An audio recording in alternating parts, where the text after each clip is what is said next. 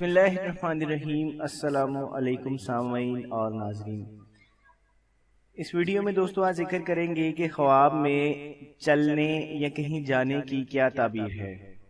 حضرت امام ابن سیرین رحمۃ اللہ تعالی علیہ فرماتے ہیں، اگر دیکھے کہ اپنے شہر سے گیا ہے اور معلوم نہیں کہ کہاں گیا ہے، دلیل ہے کہ بیچارہ اور حیران ہوگا، اور اگر اس کے ساتھ عورت اور فرزند بھی ہیں، دلیل ہے کہ سب حیران اور پریشان ہوں گے۔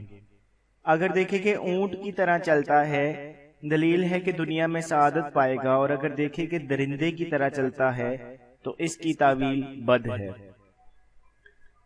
اگر دیکھے کہ بچھو کی طرح چلتا ہے تو بھی یہی تعویل ہے، اور اگر شکاری پرندوں کی طرح دیکھے تو خیر اور نیکی پر دلیل ہے۔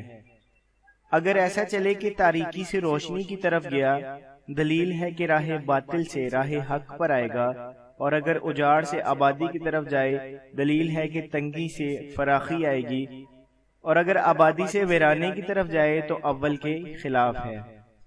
اگر بری جگہ جائے تو تعویل بد ہے، اور اگر نیک جگہ جائے تو خیر اور نیکی پر دلیل ہے۔ جزاک اللہ۔